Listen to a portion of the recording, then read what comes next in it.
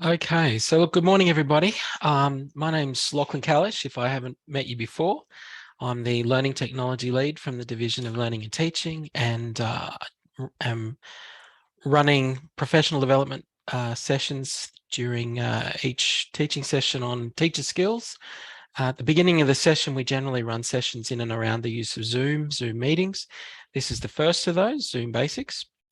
And we're going to be spending most of today looking at the actual Zoom interface itself. So I try not to basically have a massive amount of time looking at slides as such, but I will provide you with the slide deck for your own reference.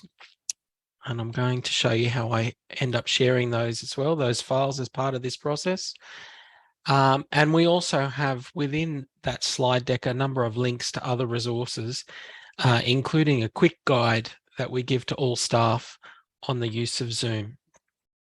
So there's only a few of us in the session this morning, which is a good thing. It means basically that we can be kind of as loose as we need to be. If people need to pull me up and ask questions about anything at all, you should feel free to come off mute and do that. If you want your webcams on, off, etc., there's no issues from my end with whatever you decide you want to do.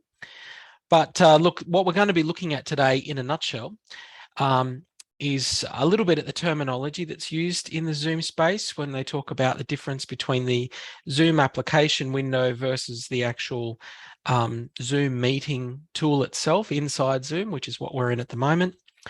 We'll spend a bit of time looking at screen sharing and what's involved in that, the recording process, the back end of Zoom, which is also called the CSU Zoom portal. Sometimes you'll need to basically work between those different areas, the application window, the meeting dashboard, or the Zoom portal. So it's important you understand the difference between those things. We'll have a look at the I2 Zoom item, which is also called the LTI, which stands for Learning Technology Interoperability, which is fantastic, which you'll all see in your subject sites. And we'll look at scheduling meetings within that tool and some tips on how to get best organized with Zoom. So as I said, if you come across anything that you want to pull me up and ask questions about, etc., that occurs to you at any point, then please feel free to do so. But before I start opening any of that stuff in Zoom, the first thing I'm going to do, which I generally make a rule of doing in any Zoom session, is I'm actually going to close any kind of background busy applications. So for me, for example, it's things like Teams. I've got Microsoft Teams or Skype in the background. They're in my taskbar. So I'm going to actually right click on those and get rid of them. Same with Skype. I'm going to exit Skype. And I'm going to close Outlook as well, my emails. And that's because what you'll end up have happening to you at some point or another is pop-ups and other things happening when you're sharing a screen. And your students will end up seeing them as well. So it can be really problematic when that happens, or just embarrassing, or just generally not good practice. So you generally want to close those things in the background. If you're recording, how did I close them? Well, those applications I had running, I could see them down on my Windows PC in the bottom corner in my open application. So if I'll open Outlook again, for example, and that is opening on another screen for me. So I'm just going to go up and, for example, close Outlook in the top corner. That one I'm just closing through the application. But things like Teams, if I launch Teams here, what you'll see in your taskbar down the bottom, can you see that little T that's there? Yeah, so that's a part of your taskbar, and you can usually right click on those icons and find a quit setting. It's hiding down there. And then that will close it and get rid of it. Because if you just minimize it or even hit the cross in the application, it's still on in the background. So if someone sends you a message, it's still going to pop up on you. So it's not closed until you actually quit the application. All right. First thing I want to look at is the Zoom application window. And basically what I'm talking about here is on your desktop on a CSU device, and I'm not sure about your own home PC, but you certainly can get it on the desktop. It's this icon, the Zoom icon that sits on your desktop. If you double click on it, it's going to open the Zoom desktop application, and that looks like this when you open it with these 4 buttons. So you should be seeing that if you double click and open the Zoom desktop application. And this gives you a way to access some of your settings for Zoom, but not all of them. But the reason I particularly want to draw your attention to using the Zoom desktop application is that it's also the only way to update Zoom. And so what's going to happen is this application basically gets updated sometimes once a month, sometimes once a fortnight. They're constantly updating it and introducing new features, which means that if you haven't updated it or your students haven't updated it, they might be missing out on some of those features. So the way that we use the desktop application to update, in the top right-hand corner of the application window, there's a little icon, your, what's the term I'm looking for here? Your avatar or your profile picture will be sitting in that top right-hand corner. If you left click on it once, it brings up this menu. And halfway, 2/3 of the way down, there is an option within that menu that says check for updates. And that's really what the main reason that I want to show you the Zoom desktop application is, because that's how you update the program. It won't let you update when you're in a Zoom meeting itself, but it will tell you if there is an update needing to be installed. Was everyone able to find that, that Zoom desktop application? Yep. So if I click on check for updates, it's telling me that I'm on the latest version 5.11.1. You might find when you do it that it tells you that there's an update waiting to be installed, and it'll just kind of hold that in the background until you get out of this Zoom meeting, and then it'll install it for you. But yeah, if we're ever talking about Zoom updates, this is where we update them through the application window. That's really the only thing that I want to kind of draw your attention to in this part of Zoom, because it's the only way that you can update the tool. All right, so if I go back to my slide deck, so software updates, you can change some details about your profile, but it's not going to be anything significant such as your name or anything like that. You can't make modifications. Those are locked to your CSU account when you log into Zoom. What we're going to spend most of our time looking at today is really the Zoom interface. And for that reason, what I'm going to do is actually drag across. I'm sharing my screen with you at the moment. I'm going to drag across the Zoom interface so you can look at what I'm looking at inside Zoom, and we'll have a look at the Zoom interface. So you can see this is what I look at inside Zoom, and I'm going to draw your attention to a few different parts of it. One of them is in the top left-hand corner, you'll see a little green tick, and that's with meeting information. If you left click on it once, it'll bring up this window. It's also one of the fastest ways to get hold of the link to the meeting if you needed to share it with someone else.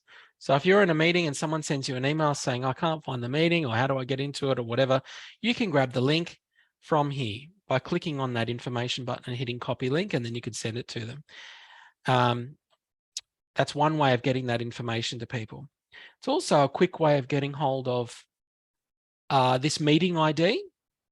And there are different reasons that you might need a Zoom meeting ID, such as, probably the most obvious one is for people wanting to use their mobile devices like a phone and join a Zoom meeting through their mobile phone.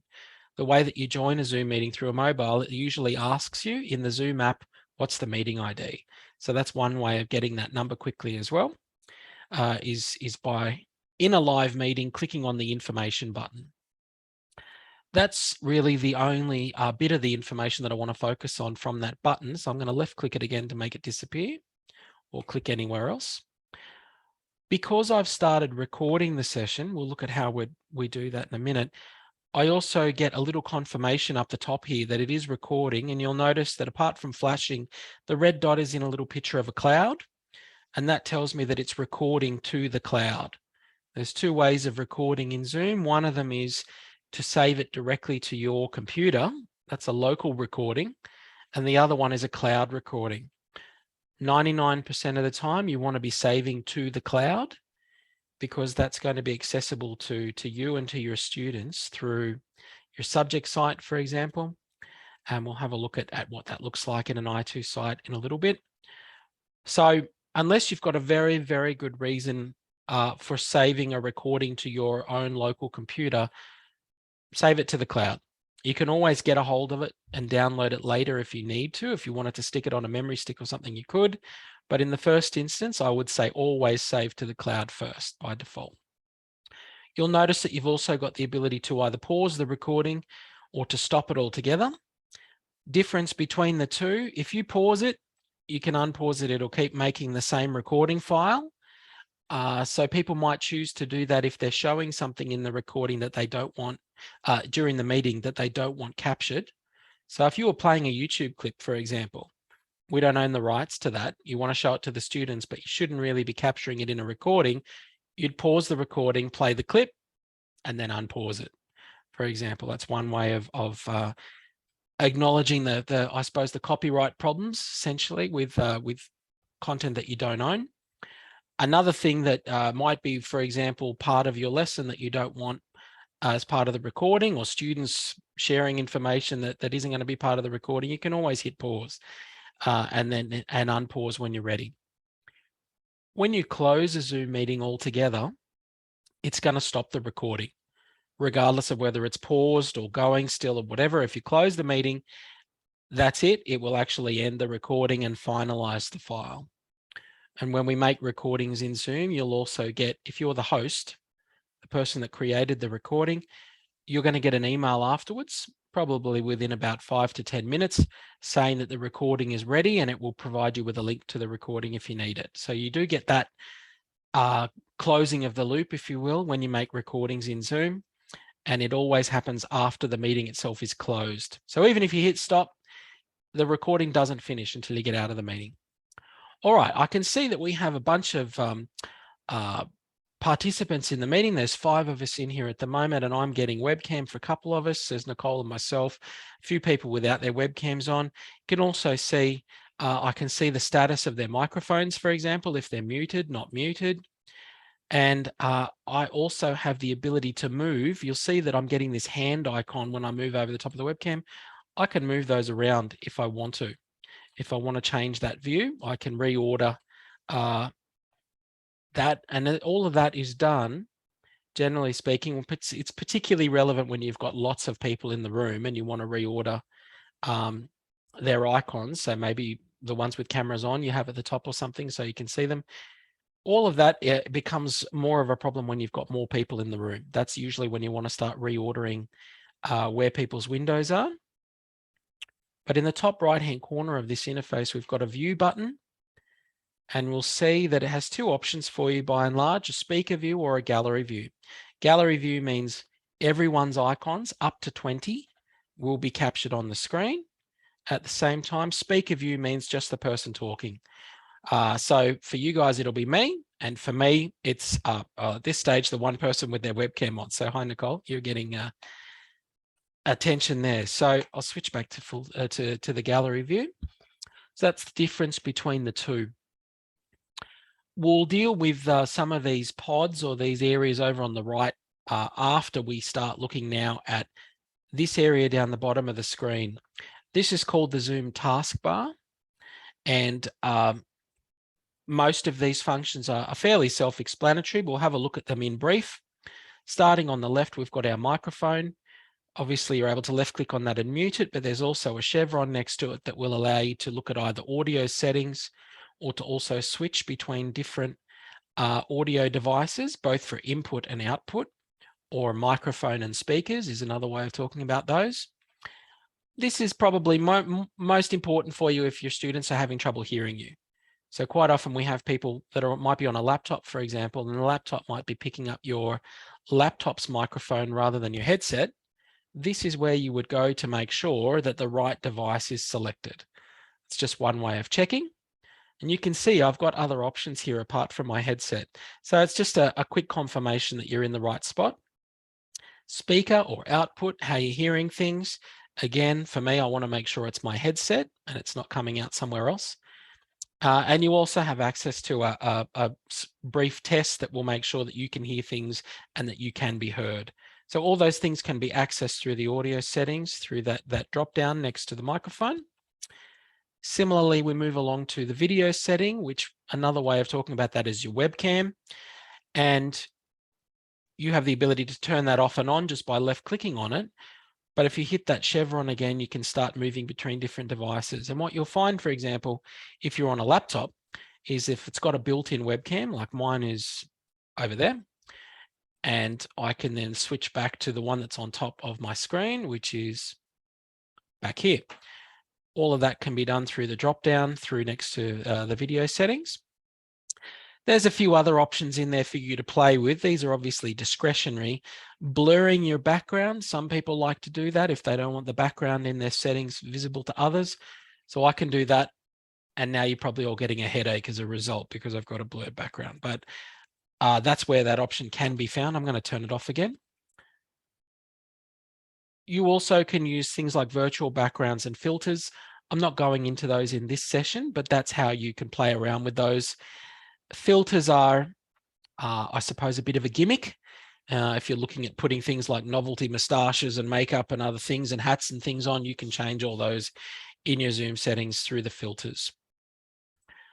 The security button that a host can see, your students cannot see this, but you as a host will be able to, allows you to do, to have control over certain things, like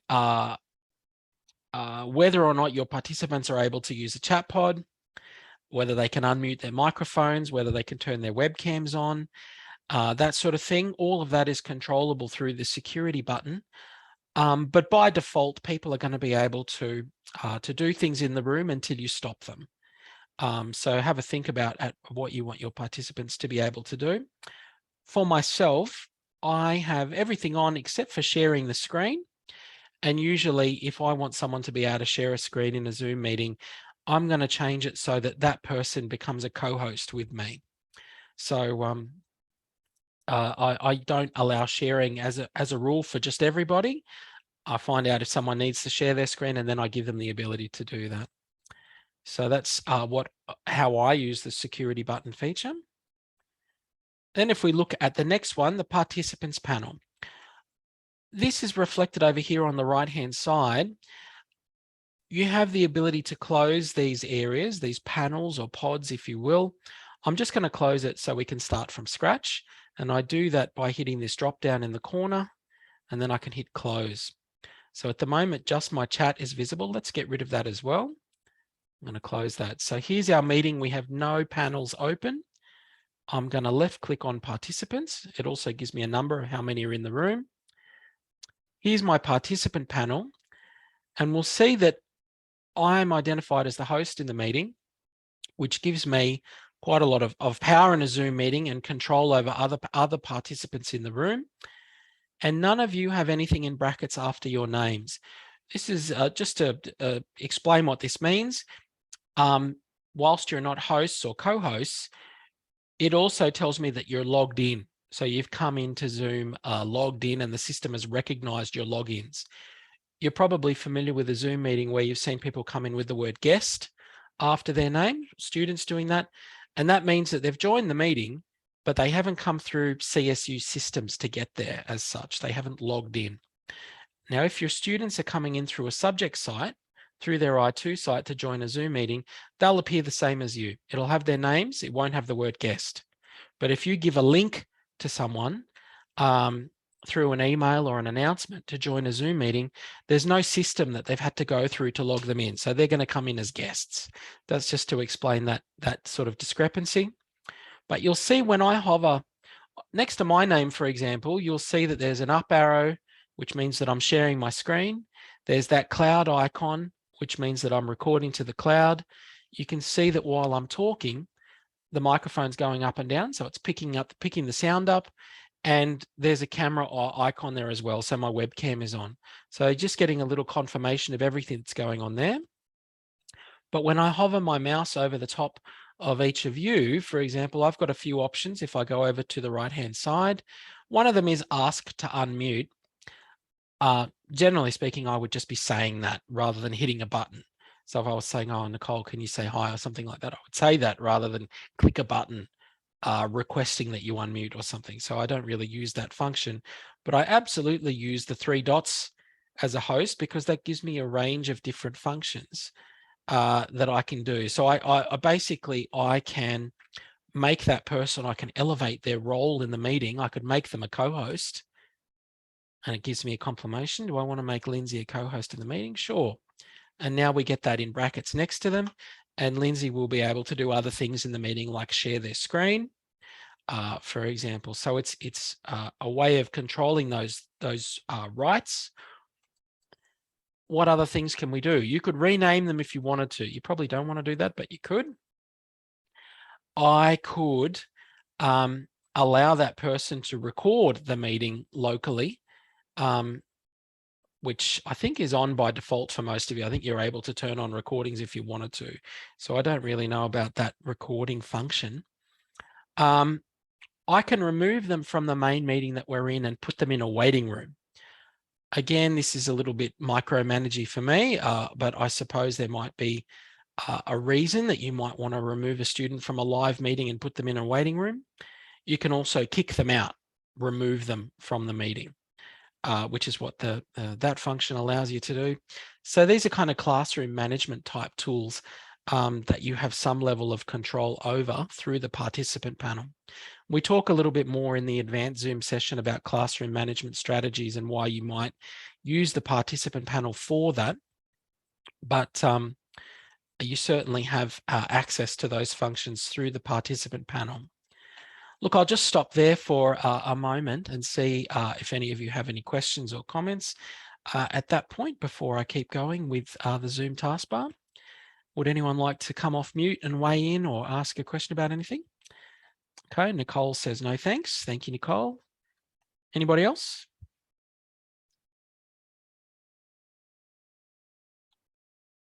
Okay, I'll assume I'm right to keep going.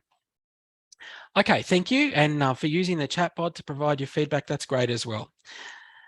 All right, so we'll keep going. We've looked at the participant panel. I'm not going to look at the Zoom polls tool in the basic session, but basically that allows you to run interactive activities, multiple choice or other types of polls, matching activities, etc.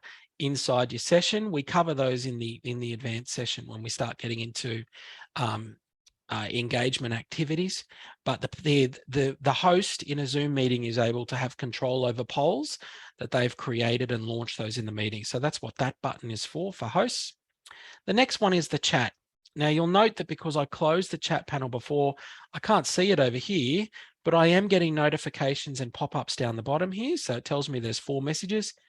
I'm going to left click on that and you'll see that it has opened it directly underneath my participant panel. Between the two, there's a divider. If I hover my mouse, I get an arrow up and down. So I can make the chat bigger if I want to. And I'm going to do that. And we'll see that as I've dragged that up at the bottom of our participant panel, what have we missed? There's a couple of options. I have the option to mute everybody in the meeting. This can be a powerful tool if you've got a whole bunch of students that have joined the meeting and maybe haven't muted themselves. So you might be getting the lawnmower or the cat or the kids screaming in the background or anything.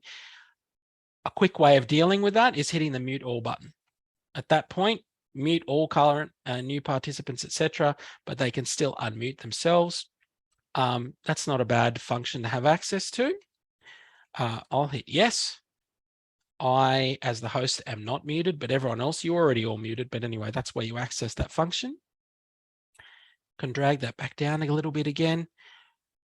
We also have 3 dots on the right-hand side of that. And that gives us a few options. Again, this is about classroom management or control of participants. There's an option there that will play a sound in the meeting when someone joins or leaves the meeting. Can I suggest you don't turn that on unless you have a really good reason for it? It gets annoying, really, really annoying to get a doorbell type chime playing every time someone leaves the meeting or joins the meeting. The function is there, however. You can also hide profile pictures if you wanted to. At the moment, it looks like most of you don't have a profile picture set up. That's not a problem. I can see initials, for example, next to your names. I have a profile picture if I turn my webcam off. There it is. So if you set a profile picture up in the desktop application that we looked at the beginning, this is what happens in a live meeting. This sits behind. Nicole, for example, has her photo there. That's what a profile picture will do and how it appears if your webcam is switched off. I'll turn mine back on. So you'll see you have the ability to control some of those options. You can hide them if you had a good reason for doing that. Locking the meeting simply means that no one can enter the meeting. No one else can join the meeting if it was locked for whatever reason. Again, you might have a good reason for doing that and not wanting anyone else to be able to join. Okay, let's keep going with the chat pod. With any of these panels, you'll notice that I've used the word panels and I'm also using the word pod. Whatever suits you really, but generally you'll hear the terms like pod or panel or pane when referring to these areas on the right-hand side. You have the ability, this is at the moment part of my full screen that you're seeing, both the chat and the participant panel, but you can hit this drop down in the top left-hand corner and choose this pop out option, and that will remove it from the side and make it draggable. You can left click and drag that panel anywhere you like. If you've got multiple monitors, I could drag this onto another screen or drag it back. You can also move your mouse to the bottom corners and make it bigger, smaller. So you can do that with the chat panel and the participant panel. And this depends on how many screens you've got going and what suits you. But you also have the option to make it a part of your full screen view, and that's called merging. And if you've got one of these panels floating around and you want it sitting as part of this, or you want to merge it, that option will be available if you've popped out from the three dots from the options down the bottom. So if I click that again, you'll see the option now down the bottom that says merge to meeting window. So if I hit that, it's joined it again. So popping out and merging. So we've now got two panels open on the right, and I would suggest that this is probably going to be the most common way that the Zoom interface is used. When we look at the chat panel, we can see everyone's comments in here. I, as a host, have access to three dots or options down the bottom.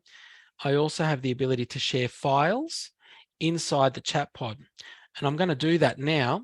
So I've opened, let's say, Explorer. So I've just got my folder with my downloads for today, and I can either left click and drag a file into the chat, and you'll see that that now shares it for all of you to be able to access. You can do that with any file type. I think the limit is 30 megabytes. I could be wrong, but for most files that you're going to be sharing, whether they're slides or images or documents, you can just left click and drag them in there. You can also hit that icon. You can left click it once, and you'll see that we've got the ability to choose between possible file locations: Microsoft OneDrive, Google Drive, SharePoint. Most people are probably just going to be trying to share something from their computer, so that'll be the last option. And at that point, it'll ask you to browse for a file. So what I'm going to actually do now using that function is I'm going to find the quick guide that we provide to staff on using Zoom. So for me, that's in my desktop. I have a folder called Tools. Then if I look for Zoom and Zoom quick guide using the portal. Okay, so that's the one. I'm going to then, sorry, I don't need to left click and drag. I'm just going to click on open. And that's added that quick guide into the chat pod as well. So there's two ways to add files for participants within the chat pod, either left clicking and dragging or using that add file button.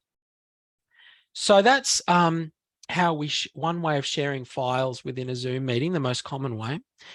Let's have a look at other features of the chat pod. Apart from typing text in here, we can obviously we can put things like links in there. If I put in a valid hyperlink address, so I might put in the Herald, for example, just as a You'll see that as soon as I type that in, it becomes a hyperlink for you to click on. Your participants can then click and it will open that window somewhere else. So copying and pasting links into your chat pod works fine. The other thing you can do is use this emojis button to provide, let's say, feedback on what's going on, and you're going to find your students use these at different points. So if you left click on the emojis, you get a fairly large bank of things. From the ever popular toilet emoji, for example, which, might be dropped into your chat pod, or hundreds or thousands of others, really. I would suggest some of the more commonly used ones are things like thumbs up or thumbs down, for example, if you're trying to get feedback from a student that everything's in order. But yeah, again, pretty gimmicky, to be honest, but it is one way of getting non-verbal and non-text-based feedback quickly on if people are on top of what's going on. Whilst we're talking about giving that sort of feedback, you're all welcome to put emojis into the chat, by the way. If you want to do that, drop one in there, and at least that way I'll know that you're across the emoji library. But another way of accessing that, thank you, is under your reactions button down here in the taskbar. It is exactly the same thing. It allows you to access emojis, but it also privileges a number of reactions that might be more valuable to you in terms of getting feedback quickly from people in the group. So you'll see there, for example, clap, thumbs up, crying, whatever, love heart, whatever. Certainly the thumbs up quickly is a valuable one to get hold of quickly. You also have a tick and a cross, or a yes and a no. So if I was to turn around and say, can you all use the reactions button to tell me that you're okay with where I'm up to at the moment? Either providing a, kind of a yes or no or a thumbs up, you could do that fairly quickly. When people use those functions, if one of you want to click on those, or I can do one as well, you'll see that it appears on top of your avatar or your profile image rather than in the chat pod. So that's the difference between reactions down here, and they disappear relatively quickly, to reactions or emojis put in through the chat pod. That's the difference between the two types of feedback.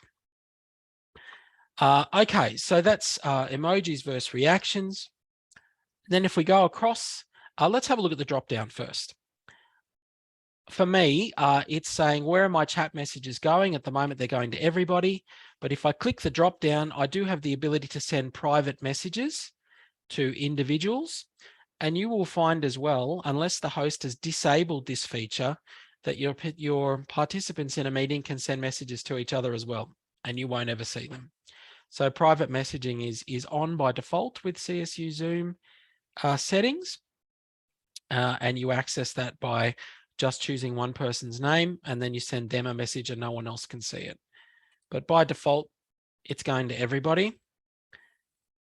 If we hit our three dots on the right-hand side, or our options for the chat,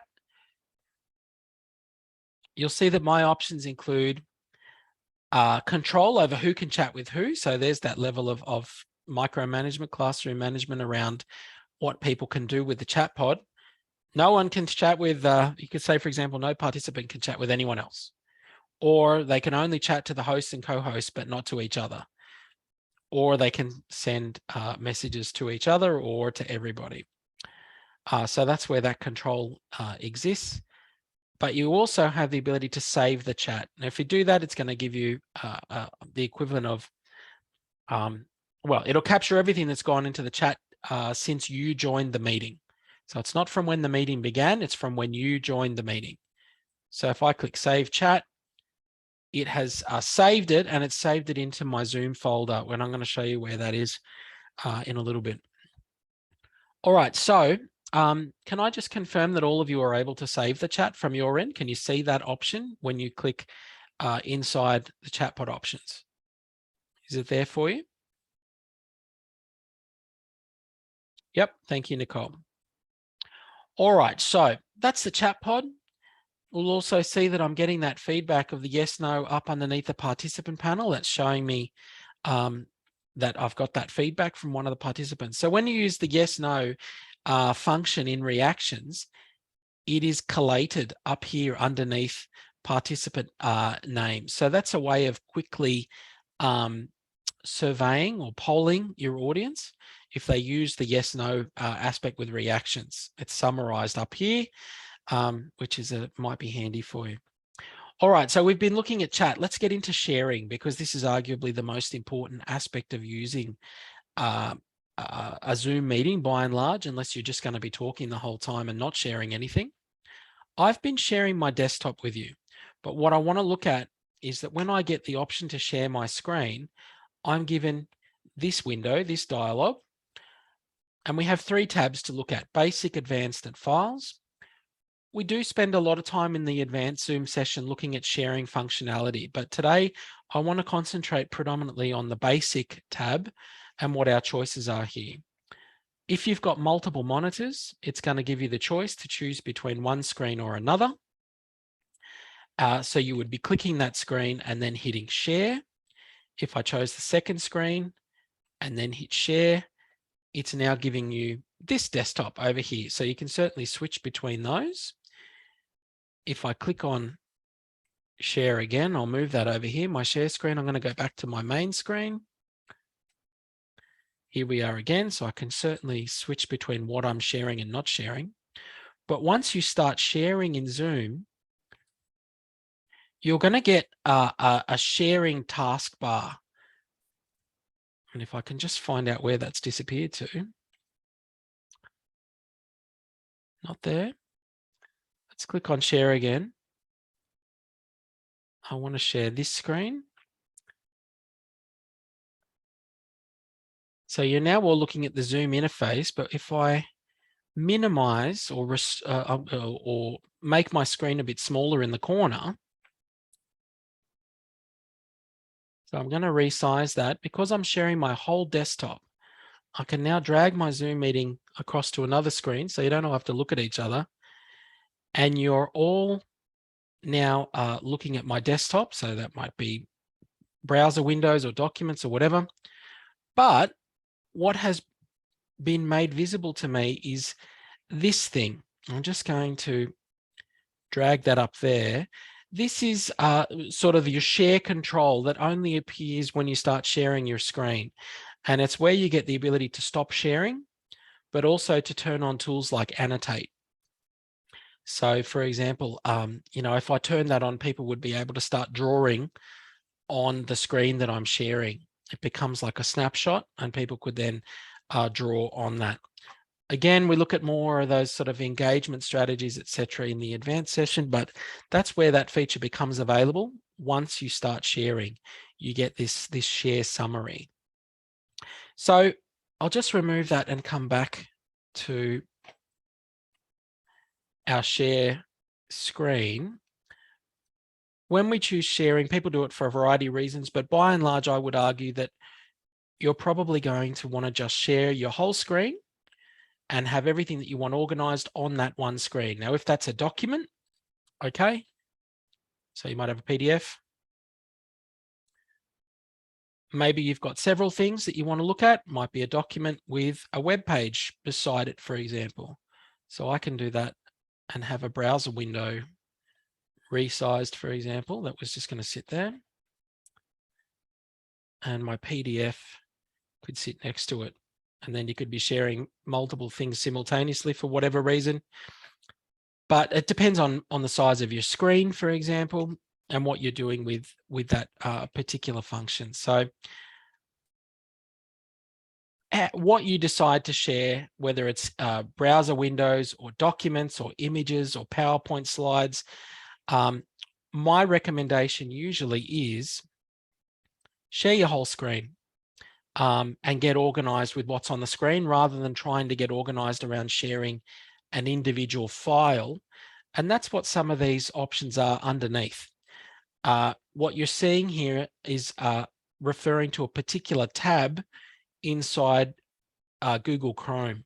So that would, if you were sharing just that tab, if you closed it accidentally or were showing something else, that would get lost. So that's why usually I just share my screen and get organized on the screen rather than try and tell Zoom to share different individual windows or applications. I just find it gets too confusing. At the bottom of that, we also have two options, sharing sound. So you'll notice for those of you that joined the meeting before 10, I had some music going in YouTube. I'll do that again just to demonstrate. If I have a YouTube clip over here, if I share my screen without share sound ticked, I'll just pause the recording for a sec. We've spent most of our time looking at the Zoom taskbar and share options. If I make this screen full again, the other options that we look at in the advanced Zoom session go into the advanced and the files tab. You're welcome to have a play in there, but really 99% of the time, this is kind of the function that you're going to be using in Zoom when you're sharing things. Sharing a screen. Yeah, my screen's a bit cloudy because at the moment I've been sharing my desktop and other windows like YouTube and other things, and it's been buffering those. So I'm going to untick it because it's trying to concentrate on playing video back and buffering that. So yeah, it's be wary when you're doing that you're just doing it for when you want to share media and then get rid of it. So stop sharing in that way when you're no longer sharing the video, Nicole. It's a good point. So is it better now? Yeah, no problem. Okay, so we've been looking at that share function. We'll have a quick look at some of the other more important functions inside the taskbar before we start having a look at the Zoom backend. We've got about 15 minutes to go. In the middle of the screen as a host, I have access to the recording function. This is where I would start recording. Once I have started recording, I've got access to pausing and stopping. As I mentioned, that ability is also up here in the top left-hand corner. And that, as I said, is important because if you're pausing and unpausing, it'll all still be within the one recording file. If you stop, it'll finish off that file and you would need to start again. There is also an option called live transcript. Okay, thanks, Lindsay. And that will turn on things like auto captions if you're using them. We look at those more in the advanced section, but that option is there for you to use and for your participants to use. And what that would do is that while you're talking, I'm going to enable auto transcription for a moment, and you'll see that my words are being captured down the bottom there in a live stream for students. This is really a feature for your participants to turn on if they want to use it rather than potentially use. So this is more about someone that needs those sorts of tools being available. You turn them on if you need them rather than you turn them on for other people to use. Okay, so that feature, I'm going to turn that off for me, but auto captions are certainly there. All right, we'll see also that it's now disappeared.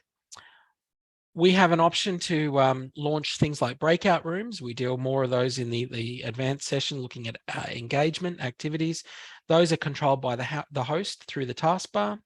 Reactions we looked at before. I'm not going to look at the Zoom apps, marketplace apps in this session, but basically there are third-party tools that people might want to use with Zoom. And at that point, I'm going to stop for a second because I can see Nicole's got her hand up. Nicole, you got a question? Sorry, when you mentioned the live transcript, does that mean if I was hearing impaired, I could switch that on for myself so that I can see what's being discussed? Exactly right. Compared to me as the lecturer, I'm not going to set that up for someone. They need to do that themselves. Is that correct? That's right. They turn it on themselves. Yep. Yeah. Okay. Yep. Thanks, Tar. That's exactly right.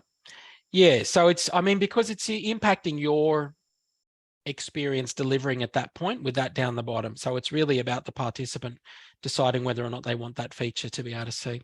Yep. Okay. Other features in here, there's a whiteboard function in Zoom. Again, it's an engagement tool. We look at it in the next session. You're probably going to get sick of me saying that.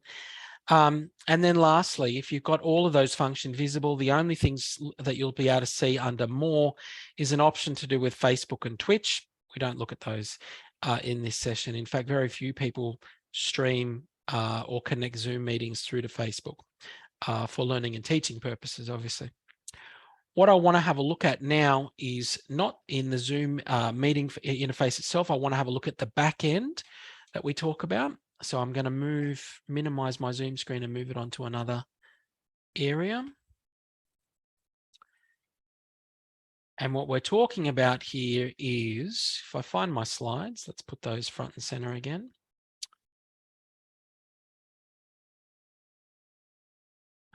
The Zoom portal. Okay, so this is slide 7 from the slide deck, but the address that I'm talking about here is charlessturt.zoom.us. So I'm going to open that up.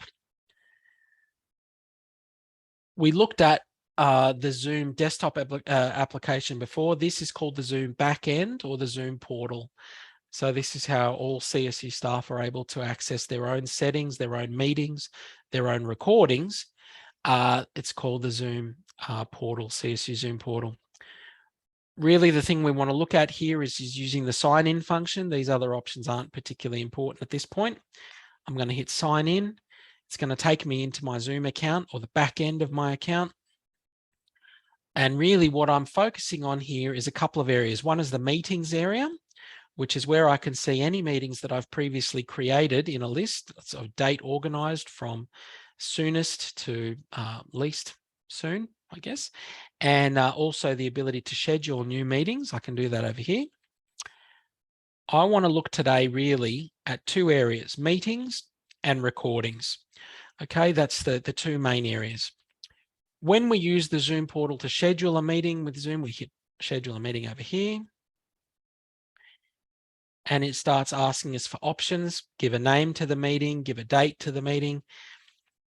It also gives us the ability to determine if it's a recurring meeting, like weekly, fortnightly, daily, whatever the case may be. And then a whole bunch of other options. I'm going to say that the quick guide that we provide for this, it takes you through this process step by step. But by and large, there are things that you want to avoid doing, and I'm going to talk about those in this session. One of them is using your personal meeting ID for Zoom meetings. That's a no-no, really. It's not a particularly useful tool in Zoom because it's your own private room that will always have the same address. If you give the link to someone for that, your students or otherwise, they're always going to be able to come back and join those meetings. So for whatever reason you might have set one up, anyone that has that link in the past would still be able to come back and join those meetings. It's like giving your house keys to someone. They might come back in 10 years' time and just open the door. So maybe that's not a good analogy. But anyway, that's the whole point is when you schedule meetings in Zoom, always stick to this default function, which is to generate a new meeting ID automatically. We don't use the registration function here. That's to do with external events. So that stays off. Most of the time we're giving links to Zoom meetings for students in their subject sites. So it's just not required. So you're going to be setting dates and times for your meeting. Don't worry about duration too much. The meeting stays on for as long as you want to stay in the meeting. It doesn't close off after 1 hour automatically. When you choose recurring meetings, most of the time, the most common kind of use case we get with this is people setting a weekly meeting, for example, picking the day that it occurs. So let's say I wanted to set up a weekly meeting on a Wednesday at, I don't know, what time do I want it on at? Let's say 8 o'clock at night, 7 o'clock at night. I can go down and do that. Go 7 p.m. Every Wednesday.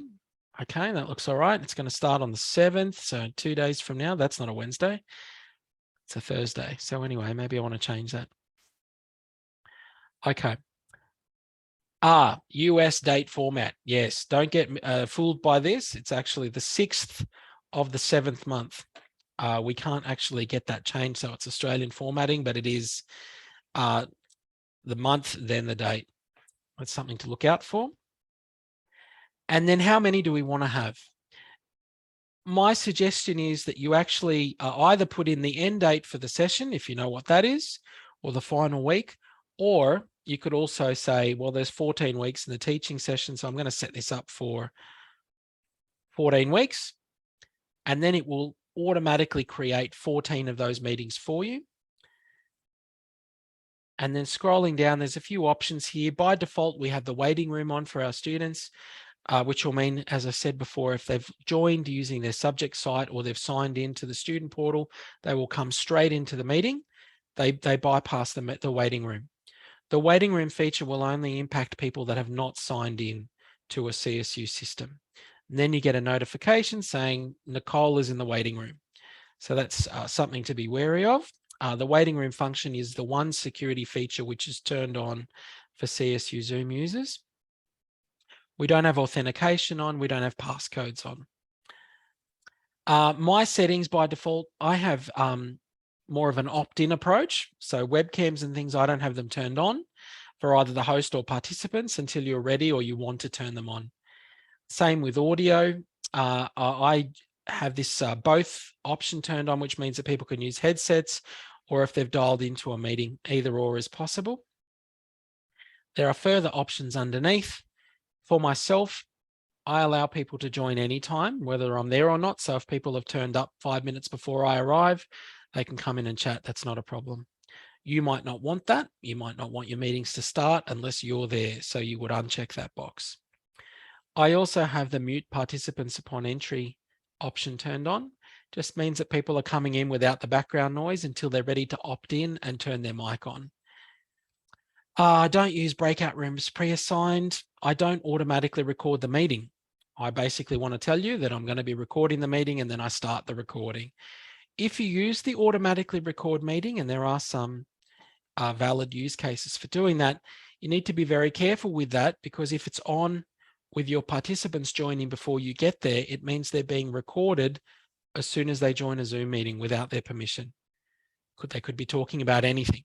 So there's a potential problem there. If you've got this turned on, don't have the participants joining anytime turned on. And then there's another security feature about blocking other users. So this is the process for creating Zoom meetings in the back end through the Zoom portal.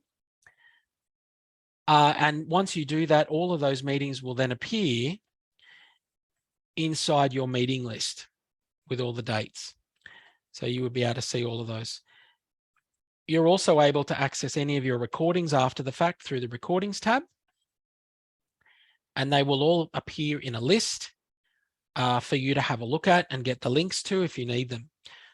What I would say is that CSU recordings recorded to the cloud are valid for 365 days from the date that you make them. After that, they will automatically delete.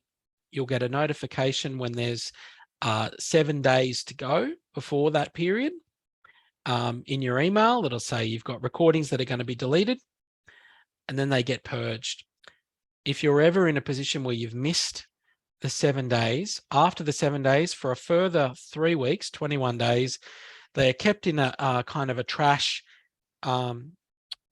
common area that you can't see, but the Division of Information Technology, DIT, can see it. So you can get them restored again for another 7 days if you contact DIT. But after that, they're gone. So that's something about our Zoom accounts you need to be aware of. If you want that file permanently kind of backed up, you would need to download it rather than to your own device, rather than having it stored in the cloud. All right, so I'm aware we're almost at time. The last thing that I really want to look at in this session, apart from obviously any questions that you might have after that, is what this looks like inside a subject site. Because we've been looking at the Zoom interface and the back end, let's have a look now at a subject site. And inside a normal subject site, this will be more familiar to you. You'll see the online meeting Zoom tool in your own learning community area. Hopefully, it might be further down in your bar, but usually this is where it's positioned.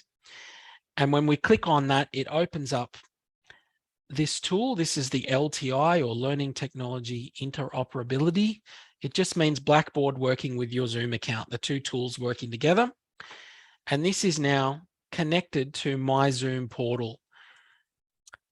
So what I'm seeing is in this subject site, for example, the academic has created a series of recurring meetings on a particular day and time. So it looks like they're having a daytime and nighttime meetings that they have scheduled, and they've scheduled them in this tool. Rather than using the back end, the Zoom portal that we've been looking at, they have scheduled a meeting which has exactly the same options for creating a meeting, but they have done it inside the Zoom tool. If I go back, and those are now visible to the students who can come in at those dates and times and join those meetings. Remembering that setting that allows students to join anytime or not, they'll be able to either jump in and join them or not, depending on how you've created it. Once a meeting has passed, it shifts from this upcoming meetings tab to the previous meetings tab. And for you as the academic, let's find a site that actually has some previous meetings. Here's one from last session. There are all the previous meetings listed there. It also gives you access as the host to a report, and the report essentially will be your participants. So if you need to check who was in the meeting, we'll wait for that to populate. So that shows who was in there and how long they were in for. So that's a way of getting your attendee lists if you need them. You can export this data to Excel if you need to, but if you need your attendee list for whatever reason for a Zoom meeting, this is how you can get it in the subject site. If you've used polls, for example, which we don't cover in this session, but you can also get access to the data on what your students answered for the polls. Now I'm using these little breadcrumbs above the headings to jump backwards and forwards to different parts within the tool. As a host, I can see a link to my personal meeting room here. Again, I don't use that feature, so that's irrelevant. And the last thing that the students can see is all of your cloud recordings. And this is why this tool arguably is as popular as it is. It's because when we schedule meetings inside the LTI, the meetings after they've been recorded appear automatically to students in here. You don't have to do anything.